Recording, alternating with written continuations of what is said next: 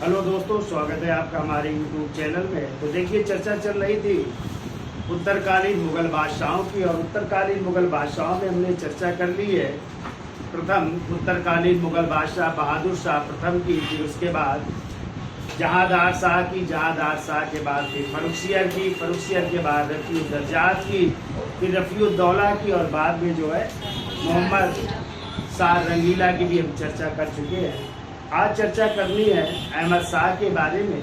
ये चर्चा करने से पहले कुछ क्वेश्चन पूछ लेते हैं, फिर चर्चा कर लेते हैं। तो बताइए, जो है उत्तरकालीन मुगल बादशाहों में मुअज्जम जो था, उसने अपने भाई आजम को पराजित करके बहादुर शाह प्रथम के नाम से गद्दी पर बैठा था।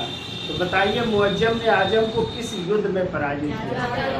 हाँ, तो वो युद्ध था जाजौ का युद्ध था। ठीक है, बताइए। अच्छा, किसे लंपट मूर्ख कहा जाता है? जहांदार शाह को क्या कहते हैं? लंपट मूर्ख कहा जाता है। किसे बेखबर बादशाह कहा जाता है? बहादुर शाह प्रथम या शाह आलम प्रथम को। किसने कहा है? तो खाफी का इतिहासकार कौन है?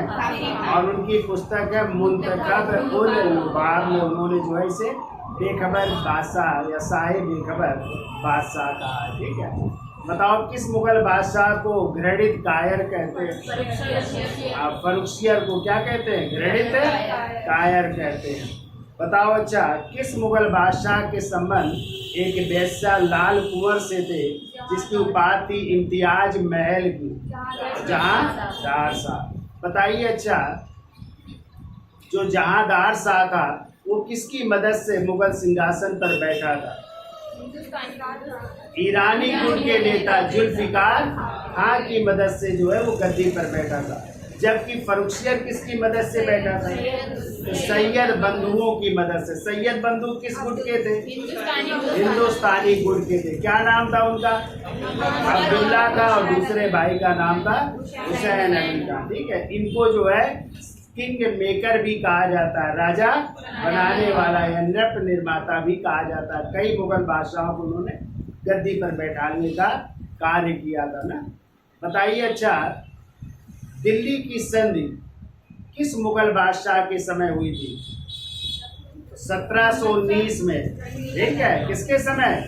इसी फरुखसियर के समय हुई थी। किसने की थी? हुसैन अली खां, और उस समय मराठा पेशवा थे बालाजी विश्वनाथ के भी। लेकिन इसका अनुमोदन इस संधि का किया था, वो था रफ़ीउद्दर्जात का। ठीक है, किसे रंगीला बादशाह कहा जाता है? मोहम्मद शाह को रंगीला बादशाह कहा जाता है। क्या नाम था मोहम्मद शाह का? रोशन अख्तर। क्या नाम था? रोशन अख्तर नाम था। और हमने बताया था इसी मोहम्मद शाह रंगीला के समय कई राज्य जो है दिल्ली मुगल काल से स्वतंत्र हो गए थे। तो बताइए, बंगाल की स्थापना किसने की थी? स्वतंत्र राज्य के मुर्शीद कुली खान ने की थी। अवध की स्थापना किसने की थी? शहादत खां बुरहानुल। और हैदराबाद की स्थापना निजामुल मुल्क चिनकिरिस का आसफ जाह ने की थी। और आ जाए भरतपुर जाट राज की स्थापना किसने की? तो चूड़ामन एवं और रुहेलखंड की स्थापना बंगस पठान, मोहम्मद शाह बंगस ने ना, उसने। तो कई राज्य जो है इसका समय जो है स्वतंत्र हो गए थे। किसके समय? मोहम्मद शाह। तो बताइए। अच्छा, मोहम्मद शाह रंगीला के समय ईरान के नेपोलियन के नाम से प्रसिद्ध किसका आक्रमण हुआ था? नादिर शाह का आक्रमण हुआ था। नादिर शाह ने मुगल बादशाह को किस युद्ध में पराजित किया था? करनाल के युद्ध में। कब हुआ था करनाल का युद्ध? 24 फरवरी 1700। तो कौन सेनापति मारा गया था? खाने दौरा मीरबख्शी के पद पर था, वो मारा गया। तब बनाया गया किसे? निजामुल मुल्क चिनकिरिस। कितने दिन दिल्ली को लूटा था नादिर शाह ने? 57 दिन। क्या ले गया अपने साथ? तख्ते ताउस और मयूर, सॉरी तख्ते ताउस या मयूर शिकस्त, और दूसरा कोहिनूर हीरा। बहुत सारा रुपया, लेखपाल, घोड़े, ऊंट, ये सब जो है अपने साथ ले गया था। ठीक है, इसीलिए कहते हैं कि स्वर्ण सिंहासन पर या मयूर सिंहासन पर बैठने वाला अंतिम मुगल बादशाह कौन था? क्या बताएंगे? मोहम्मद शाह। और यदि आ जाए मयूर सिंहासन पर बैठने वाला पहला मुगल बादशाह कौन था? शाहजहां। चूंकि शाहजहां ने इसको निर्मित करवाया था, तो ये भी आपको याद रखना, ठीक है। अच्छा बताइए, क्वेश्चन आता है कि किसके समय अंतिम रूप से जजिया कर को समाप्त कर दिया गया? इसी मोहम्मद शाह रंगीला के समय अंतिम रूप से जजिया कर को भी समाप्त कर दिया गया था। और एक क्वेश्चन और आता है कि किसके या किस मुगल बादशाह ने उर्दू को संरक्षण प्रदान किया था? तो वो भी था मोहम्मद शाह रंगीला, जिसने उर्दू, जिसका एक नाम रेख्ता भी था, क्या था? या दक्कनी भी उर्दू कहते थे। तो उसको जो है संरक्षण प्रदान करने वाला मुगल बादशाह कौन था? मोहम्मद शाह। अब देखिए, मोहम्मद शाह रंगीला के बाद अगला मुगल बादशाह बनता है अहमद शाह। और अहमद शाह की माँ जो है एक नर्तकी थी, जिसका नाम था किबलाए आजम के नाम से जाना जाता है, या उधम बाई के नाम से जाना जाता है, ठीक है।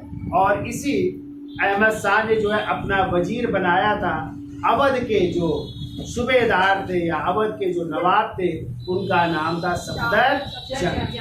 और अपने एक बहुत ही खास व्यक्ति जो एक हिजड़ा था, जावेद खान को कौन सी उपाधि प्रदान की थी? नवाब बहादुर की उपाधि प्रदान की थी। लेकिन इसका वर्चस्व था नवाब बहादुर का, तो सफदर जंग ने इसको खूंटी पर लटका करके क्या कर दिया था? मरवा दिया, ठीक है। और इसी अहमद शाह के समय जो है किसका आक्रमण होगा? अहमद शाह अब्दाली। अहमद शाह अब्दाली ने भारत पर 7 बार आक्रमण किया था। और हमने आपको पीछे पढ़ाया था कि अहमद शाह अब्दाली ने पहला आक्रमण जो असफल था पंजाब में किया गया था, और वो हुआ था मोहम्मद शाह रंगीला के समय, लेकिन असफल था। टोटल उसने 7 बार किए और अकेले 5 बार उसने अहमद शाह के समय जो है क्या किया था? आक्रमण किया, ठीक है। तो चलिए चर्चा कर लेते हैं अहमद शाह के बारे में। तो लिखिए, टाइम है इसका अहमद शाह का 1748 से लेकर के 1754 तक, ठीक है। तो देखिए, पिता का नाम क्या था? तो पिता इनके थे मोहम्मद शाह रंगीला। तो पिता थे मोहम्मद शाह रंगीला। माँ का नाम लिखिए, माँ का नाम था उधम बाई। उधम बाई जो एक नर्तकी थी, और इनकी उपाधि भी लीजिएगा, किबला ए आजम की है उपाधि की, किबला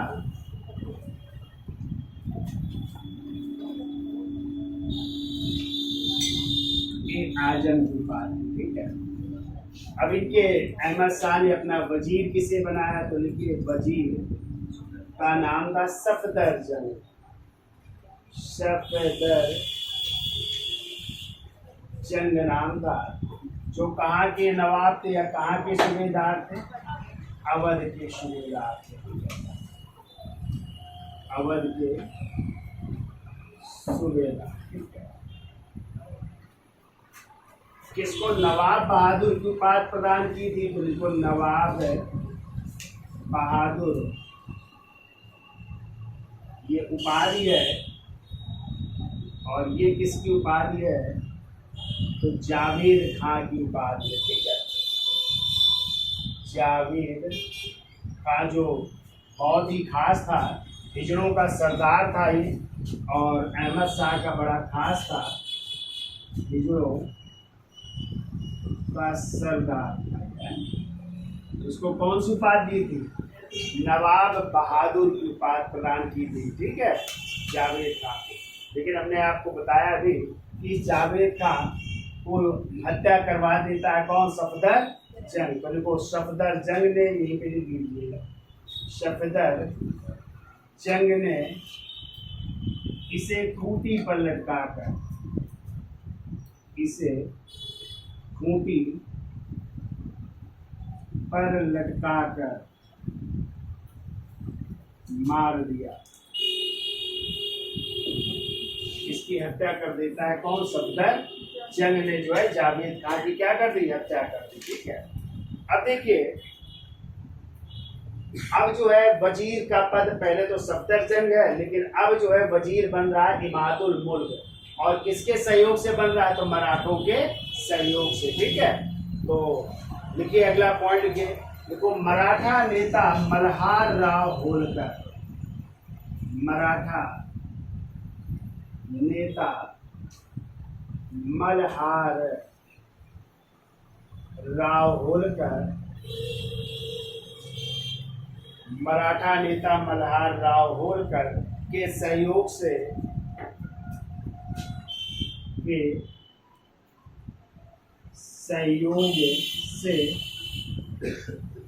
गाजी उद्दीन इमादुल मुल्क नाम था पूरा उसका, तो गाजी उद्दीन इमाद उल मुल्क, इमाद उल मुल्क ने किसको हटाकर? सफदर जंग को हटा करके जो है खुद वजीर बन गया। ठीक है, तो उस इमादुल मुल्क ने सफदर जंग को अपदस्थ कर, सफदर जंग को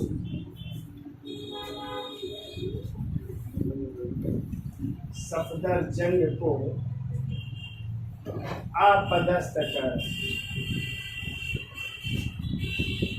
अपदस्थ कर स्वयं वजीर बन गया, स्वयं वजीर बन गया। तो स्वयं वजीर बन जाता है कौन?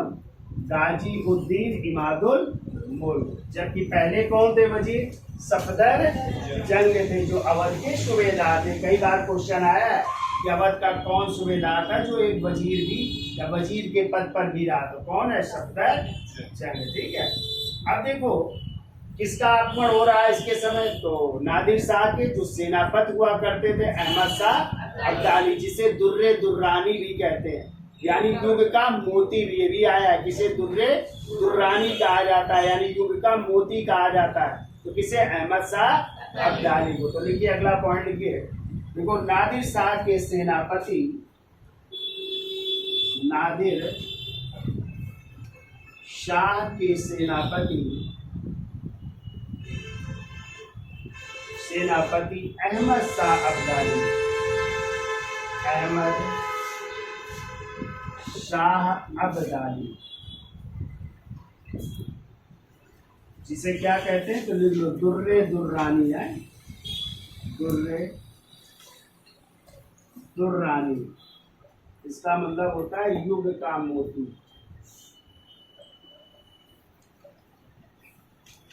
तो दुर्रे दुर्रानी या युग का मोती। तो देखो नादिर शाह के सेनापति अहमद शाह अब्दाली ने भारत पर 7 बार, अहमद शाह अब्दाली ने भारत पर 7 बार, कब से कब तक? तो 1748 से 1767 तक है, 1748 से 1767 ईस्वी, ठीक है, तक 7 बार आक्रमण किया, 7 बार आक्रमण किया, परंतु अहमद शाह के समय, अहमद शाह के समय कितनी बार? 5 बार है। तो देखो अहमद शाह के समय 5 बार आक्रमण किया, 5 बार, और कब से कब तक? तो इसका टाइम है 48 से 1754 तक है। 5 बार आक्रमण किया, तो टोटल कितनी बार? 7 बार। और यदि आ जाए पहली बार किसके समय?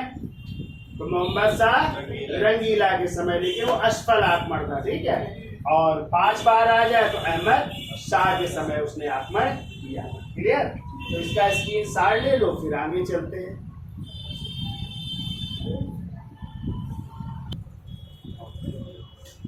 तो देखिए अहमद शाह अब्दाली के आक्रमण हो रहा है, टोटल कितनी बार? 7 बार, अकेले 5 बार अहमद शाह के समय, ठीक है। तो कहते हैं जब अहमद शाह अब्दाली वापस जाता है 1754 में आक्रमण करके।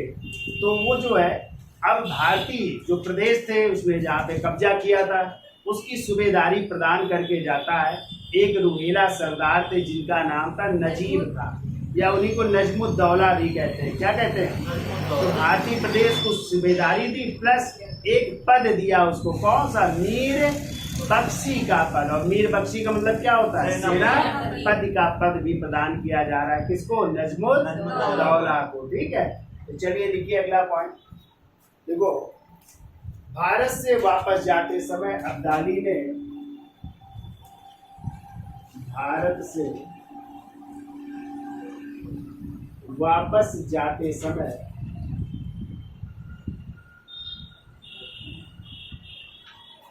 अब्दाली ने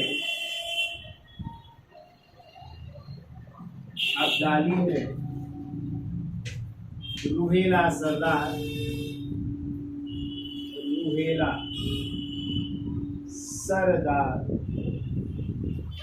उससे तो नाम था नजीब खान,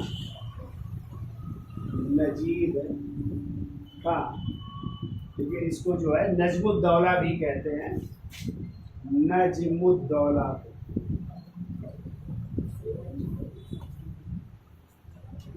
नजमुद्दौला को भारतीय प्रदेशों की सूबेदारी सौंप दी। भारतीय प्रदेशों की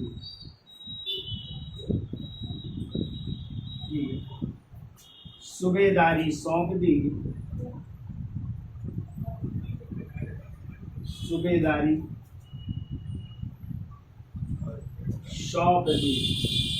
और मुगल साम्राज्य का कौन सा पद दिया? मीर बख्शी का। देखो, और मुगल साम्राज्य का मीर बख्शी। तो देखो, और भारतीय प्रदेशों की भारतीय प्रदेशों की सूबेदारी सौंप दी और मुगल साम्राज्य का, और मुगल साम्राज्य का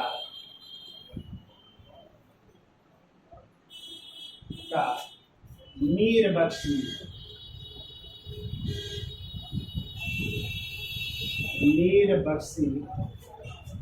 या सेनापति का पद प्रदान किया। सेनापति का पद प्रदान किया। ठीक है, सेनापति का भी पद प्रदान किया जा रहा है।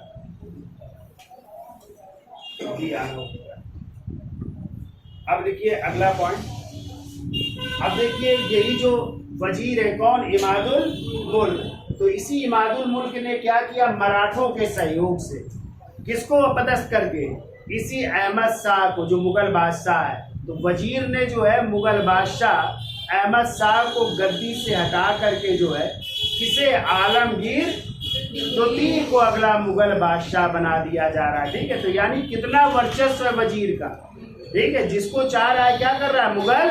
और ये कई मुगल बादशाह बदलेगा भी। ठीक है, अभी हम चर्चा करेंगे, देखो किसको किसको बनाएगा। तो लिखिए अगला पॉइंट जो है, लिखिए 2 जून 1754 को 2 जून 1754 को वजीर इमादुल मुल्क ने, वजीर इमाद उल मुल्क ने मराठों के सहयोग से, मराठों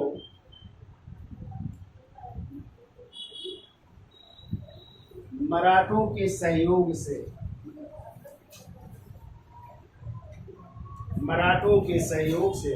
अहमद शाह को अपदस्थ कर, अहमद शाह जो मुगल बादशाह है, अहमद शाह को गद्दी से हटाकर या अपदस्थ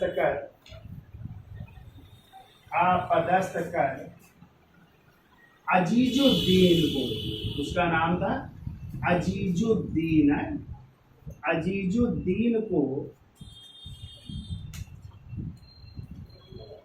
किस नाम से? तो आलमगीर द्वितीय के नाम से। ठीक है, देखो अजीजुद्दीन को आलमगीर द्वितीय की उपाधि से, आलमगीर द्वितीय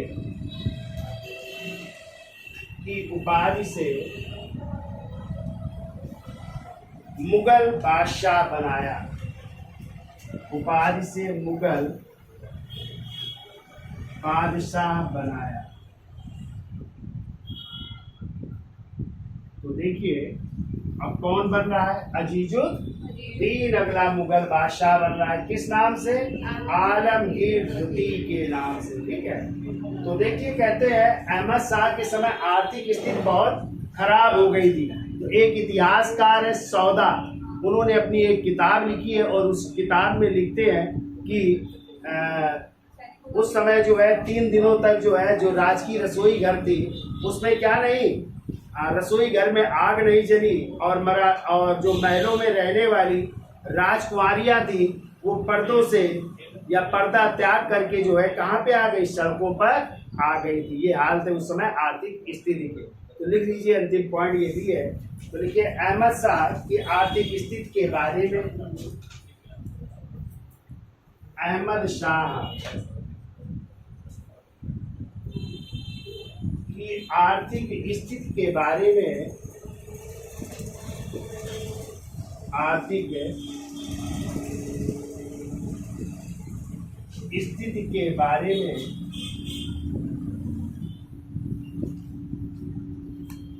आर्थिक स्थिति के बारे में कवि सौदा ने, कवि सौदा नाम है इनका, कवि सौदा ने अपनी पुस्तक वीरानी ए शाहजहानाबाद में, वीरानी ए शाहजहानाबाद, वीरानी ए शाहजहानाबाद में लिखा है, क्या लिखा है? तो इन्वर्टेड काम में लिखिएगा, 3 दिनों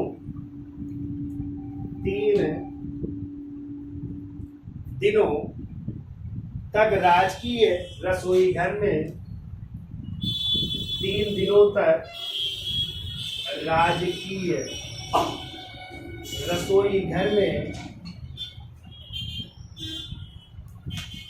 राजकीय रसोई घर में आग नहीं जली, आग नहीं जली और राजमहल में,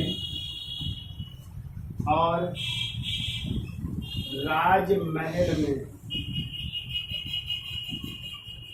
रहने वाली, और राजमहल में रहने वाली राजकुमारियां, रहने वाली राजकुमारियां पर्दा या पर्दों को त्याग कर सड़क पर आ गई, पर्दों को त्याग कर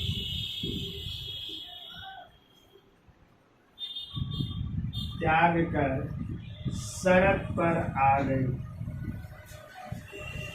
सड़क पर आ गई। ठीक है, यानी बहुत ही आर्थिक स्थिति खराब थी अहमद शाह के समय कि कहते रसोई घर में आग नहीं जली, यानी खाना नहीं बना, और जो राजमहल में रहने वाली राजकुमारियां थी उन्होंने पर्दा त्याग दिया, यानी घर के महल को त्याग करके कहाँ पर आ गए? सड़कों पर आ गए। ठीक है, ये स्थिति हो गई। इतना याद हो जाएगा। अगला मुगल बादशाह कौन बन रहा है? अजीजुद्दीन बन रहा है। किस नाम से बन रहा है? आलमगीर द्वितीय के नाम। इसका स्क्रीनशॉट ले लो, फिर आगे चलते हैं आलमगीर द्वितीय। तो देखिए अहमद शाह के बाद जो है अगले मुगल बादशाह बनते हैं अजीजुद्दीन। किस नाम से? आलमगीर द्वितीय के नाम से। टाइम है 1754 से 58। और कहते हैं जो आलमगीर द्वितीय थे ये अपने वजीर किसके? इमादुल मुल्क के कठपुतली शासक थे। जैसा इमादुल मुल्क कहता था वैसा ही ये करता था। अंत में जो है 1758 में जो है वजीर इमादुल मुल्क ने इसकी हत्या कर दी और हत्या करके इसकी लाश को जो है दिल्ली में यमुना नदी के तट पर फेंक दिया था। ठीक है, तो थोड़े दिन शासनकाल रहा, 4 वर्ष। लेकिन कहते हैं इसी आलमगीर द्वितीय के समय कभी आ जाए कोई एक महिला क्या गवर्नर थी किसी प्रांत, तो हाँ एक क्वेश्चन आता है, मुगलानी बेगम नामक एक महिला जो है इसी आलमगीर द्वितीय के समय जो है कहाँ की पंजाब की गवर्नर हुआ करती थी। क्या नाम था? मुगलानी बेगम नाम था। और कहते हैं जो वजीर थे इमादुल मुल्क, उनकी जो पत्नी थी उनका नाम था गुना बेगम। क्या नाम था? गुना बेगम। हाँ, और ये गुना बेगम जो है मिन्नत के नाम से जो है उर्दू में कविताएं लिखा करती थी। किस नाम से? मिन्नत के उपनाम से जो है उर्दू में कविताएं लिखा करती थी। ये 3-4 चीजें याद रखना है। फिर देखो आलमगीर द्वितीय की जब हत्या कर दी गई तो इसके बाद जो है अगला जो है वजीर जो इमादुल मुल्क थे उन्होंने मोही उल मिल्लर को, किसे? मोही उल मिल्लर को जो है किस नाम से? शाहजहां तृतीय के नाम से मुगल बादशाह बना दिया। चूंकि उस समय जो आलमगीर द्वितीय का पुत्र था जिसका नाम था अली गौहर और वो उस समय बिहार में था, तो उसने अपने को बिहार में जो है मुगल बादशाह घोषित कर लिया। किस नाम से? शाह आलम द्वितीय के नाम से। और इधर जो है मोही उल मिल्लर किस नाम से? शाहजहां द्वितीय के नाम से बादशाह। तो 1 साल रहता है, फिर जो है शाह आलम द्वितीय 1759 में क्या बन जाता है? मुगल बादशाह बनता है। और फिर वो 1806 तक जो है अगला मुगल बादशाह रहेगा। और उसी के समय कई युद्ध होंगे, जैसे आप लोग पढ़ोगे कौन सा? पानीपत का तृतीय युद्ध 14 जनवरी 1761। और उसी के समय जिसमें वो स्वयं भाग लेगा वो होगा बक्सर का युद्ध। कब होगा? 22 अक्टूबर 1764 को, जिसमें वो पराजित होगा। ठीक है, किससे पराजित होगा? अंग्रेजों से। कैप्टन हेक्टर दोनों से पराजित होगा ना। शाह आलम द्वितीय, अवध का नवाब शुजाउद्दौला, बंगाल का प्रदेश नवाब इलाहाबाद की संधियां नहीं होंगी। फिर इसको जो है कहाँ पे रहना पड़ेगा? कड़ा और मानिकपुर में शाह आलम द्वितीय को। फिर 1772 में इसको पुनः गद्दी पर बैठाने का कार्य करेंगे मराठा सरदार महादजी सिंह। फिर गद्दी पर बैठ, फिर लेकिन इसको अंधा कर दिया जाएगा। कौन इसको अंधा करेगा? अंधा होकर के शासन चलाएगा। फिर 1806 में इसी के समय जो है इसकी मृत्यु हो जाएगी। लेकिन इसी के समय 1803 में जनरल लेक जो है दिल्ली पर क्या कर लेंगे? अधिकार कर लेंगे। ठीक है, दिल्ली पर अधिकार होगा किसका? अंग्रेजों का। फिर इसके बाद अंग्रेजों की सत्ता स्थापित हो जाएगी। तो 1806 में अकबर द्वितीय जो है अंग्रेजों के संरक्षण में क्या बनेगा? मुगल बादशाह बनेगा। क्वेश्चन आता है कि अंग्रेजों के संरक्षण में बनने वाला पहला मुगल बादशाह कौन होगा? अकबर। और जबकि शाह आलम द्वितीय पेंशन प्राप्त कर लेगा। ठीक है, तो चलिए पहले इनकी चर्चा कर लेते हैं। तो देखो आलमगीर द्वितीय अपने वजीर आलमगीर द्वितीय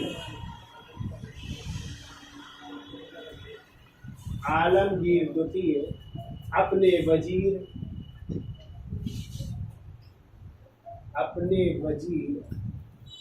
इमाद उल मुल्क का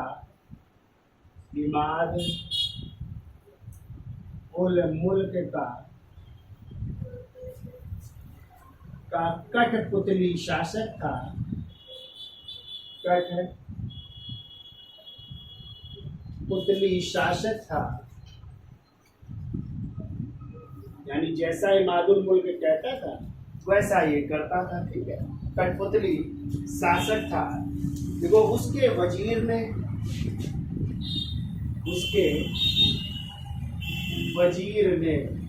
29 नवंबर 1758 को 29 नवंबर 1758 को उसकी हत्या करके 1758 को उसकी हत्या करके उसकी लाश को या उसकी डेड बॉडी को उसकी लाश को कहाँ पे, यमुना नदी हाँ, उसकी लाश को लाल किले के पीछे यमुना नदी में फेंक दिया। लाल किले के पीछे, लाल किले के पीछे यमुना नदी में फेंक दिया। यमुना नदी में फेंक दिया।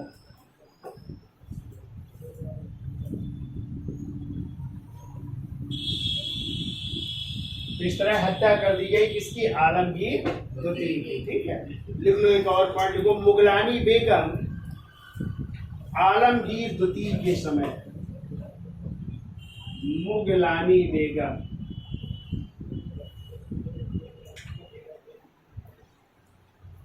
आलमगीर द्वितीय के समय, आलमगीर द्वितीय के समय कहाँ की गवर्नर थी, पंजाब की। लिख लो, पंजाब की गवर्नर थी। ठीक है, पंजाब की गवर्नर थी। तो मुगलानी बेगम आलमगीर द्वितीय के समय पंजाब की गवर्नर थी। ठीक है, अगला एक और पॉइंट लिख लो, देखो, वजीर गाजी उद्दीन इमादुल मुल्क की पत्नी, हम यहाँ पे लिख ले रहे हैं वजीर की पत्नी है, वजीर की पत्नी जिनका नाम था गुना बेगम है।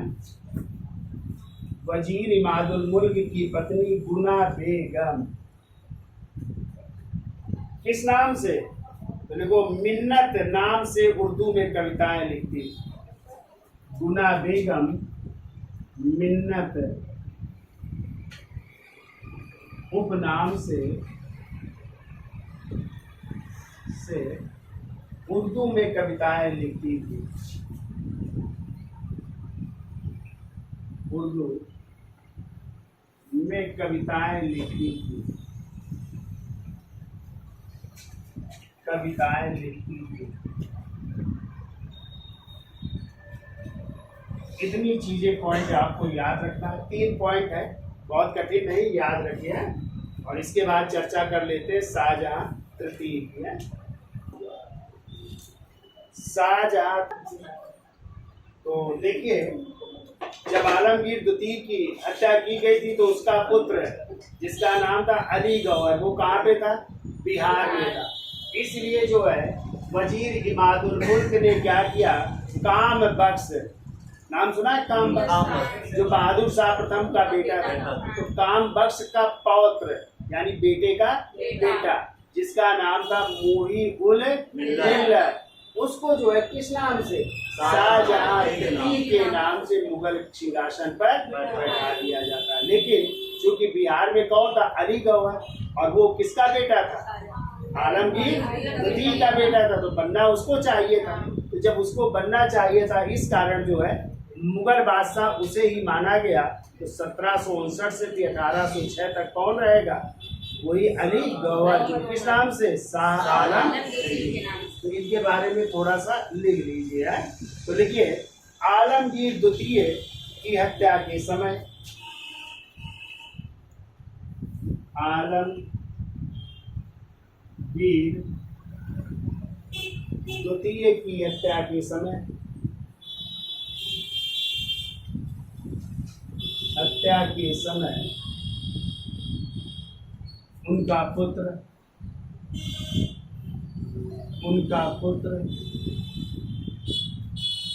अली गौहर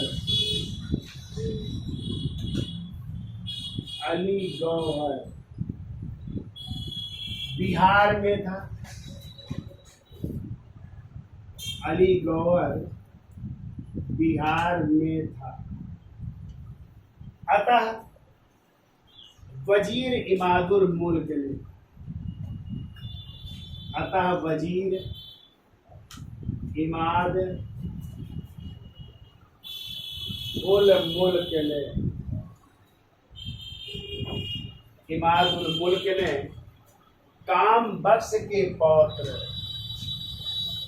काम बख्श के पौत्र मोही उल मिल्लर को है, मोही उल मिल्लर,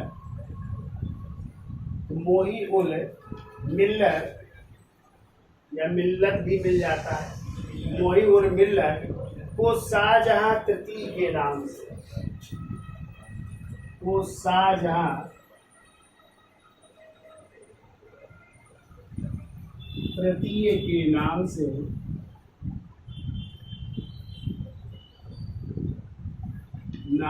मुगल सिंहासन पर बैठाया, नाम से मुगल सिंहासन पर बैठाया, मुगल सिंहासन पर बैठाया। इस तरह याद रखिएगा, शाहजहां के नाम से कितने मुगल बादशाह हुए? तीन। पहले मुगल बादशाह थे जिनका नाम था खुर्रम, तो खुर्रम भी शाहजहां की उपाधि धारण करके मुगल बादशाह बने थे ना। और दूसरे कौन थे जिन्होंने शाहजहां द्वितीय को? हाँ, रफीउद्दौला, रफीउद्दर्जात और रफीउद्दौला, वो किस नाम से? शाहजहां द्वितीय के नाम से गद्दी पर बैठा। तीसरा है मोही उल मिल्लत या मोही उल मिल्लर, जो किस नाम से? शाहजहां तृतीय के नाम से मुगल सिंहासन पर बैठा। इस तरह शाहजहां के नाम से कितने मुगल बादशाह? तीन मुगल बादशाह। अब जो है अगला जो है अली गौहर, जो किस नाम से अपने को बादशाह घोषित कर रहा है? शाह आलम द्वितीय के नाम से। ठीक है, उसके बारे में चर्चा कर लेते हैं।